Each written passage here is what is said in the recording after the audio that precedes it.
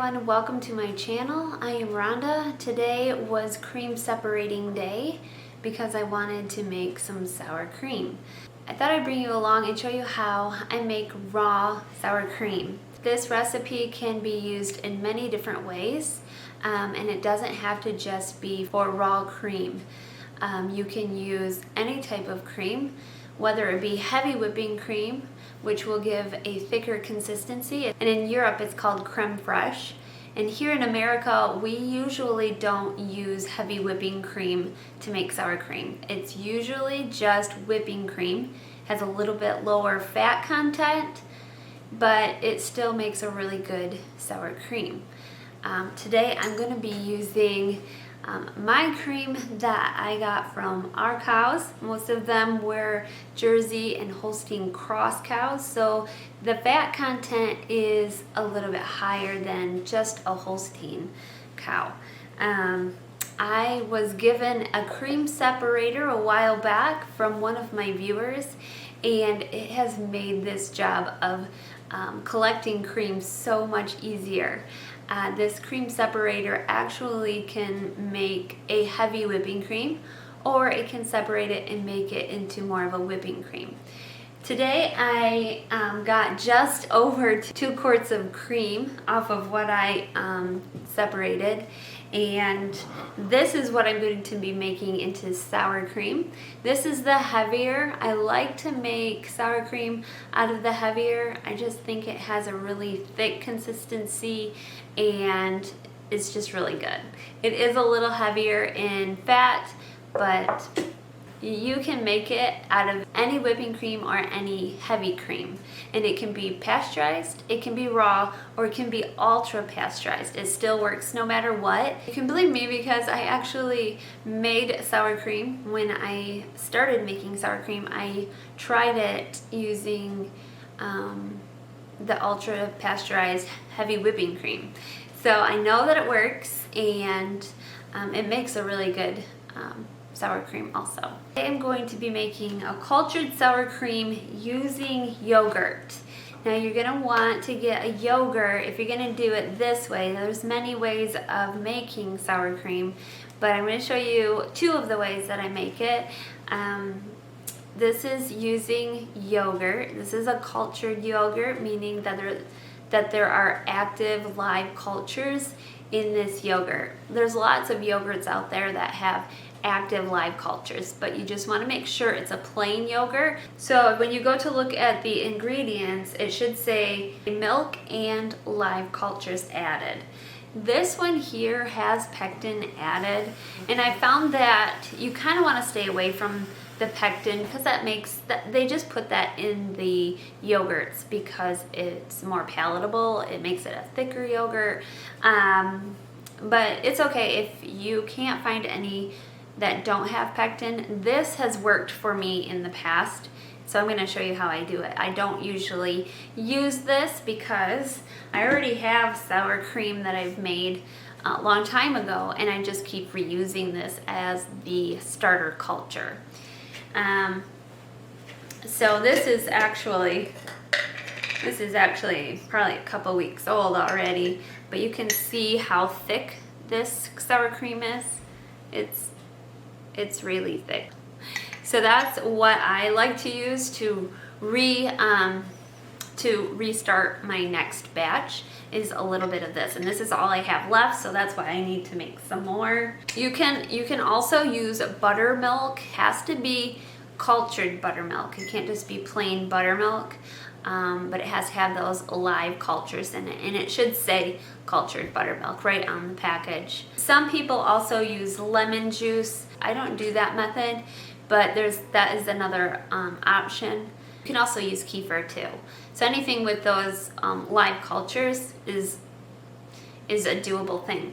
The only thing with using yogurt is it needs heat to activate those cultures to grow and to ferment. So heat is something that you have to remember that you're going to need. So if you put it in a warm oven, say you were baking something, took it out of the oven and let the oven cool for a while, and then place your jars in the oven, leave the light on and let it set for 12-15 hours. You can do it that way. I like to use my dehydrator. I have an Excalibur dehydrator. I just remove some of the wrecks and I place it in there about 105 degrees for 12 hours or however long you like it to ferment. That makes the process go a little bit quicker. Now, using raw milk, I could just sit this out on the counter and put a cloth over it and let it clabber on its own, and that will make sour cream on its own without even doing anything. I like to add the yogurt and then put it in the dehydrator. It just goes a little bit faster. If I did the clabbered cream, that would take at least 24 hours. So you're looking at doubling your waiting time. I have 2 pint-sized jars here, and we're going to be filling both of these because I'm going to make a total of a quart. But I'm going to be showing you how I use the yogurt and showing you how I use my already started sour cream. All right, so this is, like I said, it's fresh from this morning's milking, and it's just room temperature. Now, when I'm making sour cream, I don't heat this. Some people may heat theirs on the stove, but I do not. I like to keep it raw as possible. So I'm just gonna go ahead and pour the cream. I probably should use a funnel for this. I'm gonna go ahead and pour the cream right into my jars. And this cream is super thick, by the way. You can see the clumps. Not that it's already clabbered, but when I took it out and I was scraping all the pieces, it kind of clumped together. So that tells me that this is super heavy cream and it's going to make super thick sour cream, and that's really what I'm looking for. Okay, so these aren't quite full, so I'm going to take some out of here and finish filling it. Ooh, this is thick also, but I did have it on a thinner setting, so it's more of a whipping cream. Now, the first one that I'm going to be using, I'm going to be using the yogurt. This yogurt, I've eaten a little bit of it, but it's all good. Now I'm going to put in, I don't usually measure this, but I would say like this. This is about a big heaping tablespoon, and I'm going to put 2 of those in there. We're just going to stir that up, just like this. Now this here needs to go in a warm place. Now if we were going to use buttermilk, that can be lightly covered with a cloth and then placed just on the counter. Set it aside for 24 hours and come check on it and see if it is sour enough for your liking. And if it is, then you go ahead and put it in the refrigerator. But since we are using yogurt, we are going to have a heat source. So I'm going to put a lid on. Now these lids are made for these canning jars, but if you don't have a canning jar and you're using like a bowl or something, just cover it with a tea towel or a couple layers of cheesecloth. Now the second one I'm doing is going to be with my already made sour cream, and I put the exact same amount in. So 2 big heaping tablespoons of this. This is so fast. This goes together so fast. So you can have this ready in 5 minutes and put it aside, set it in your dehydrator or your warm oven, and that's it really. The reason I love using a starter that already has probiotics in it is because this yogurt is going to be a probiotic. It's going to be good for your gut. It's easy to digest. It has those live cultures in it. So we're just stirring this up just a little bit, and you can already see how thick that is going to be. And I'm going to stick this in my dehydrator. Don't forget to wipe your lid off if you have spilled like I did. Just with a rag here. All right, and then we're going to place our lid on it just like we did the other one, and then we have a quart of sour cream. Now I'm gonna go ahead and put these in my dehydrator at the lowest setting. So about 105 to 110. You don't really wanna go over 110. When you're making a raw milk product, you like to keep it as low as possible, the heat. That way you save all the nutrients, there's vitamins in there that aren't destroyed by the heat. So this will go in there for 12, 14, 16 hours, it's really up to you. And I will bring you back tomorrow and I'll show you what it looks like. I have both sour creams here that we made yesterday. I put these in the dehydrator and I left them there probably about 16 hours. Really, you only need about 12 hours, but when you're working with fermented foods and things like that, it really is up to you how long you want to ferment it. This morning when I woke up, I shut the dehydrator off and I placed these in the refrigerator. I didn't even really check them.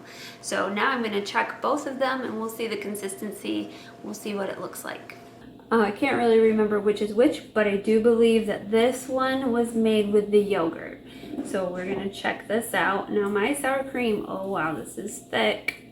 My sour cream is going to be maybe a little bit more colorful. It's not going to be pure white, and that's just because we have a lot of Jersey cows and crosses that give a lot of butter fat, and this is fresh, and our cows sometimes go to pasture. So yeah, you can see how thick this consistency is. So this is going to be more like your creme fraiche. Okay, all right, so I think that one was the yogurt, and then this one I made with this one here I made with the sour cream that I already had. And both of them, I can tell, pretty much have the same consistency. Now, so it's just like that. Now, if you didn't want such a thick sour cream, use whipping cream or don't use quite so much starter. So that's what this looks like. So we'll give this a try.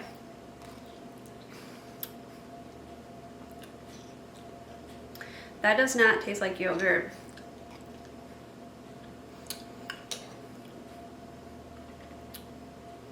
And that does not taste like yogurt.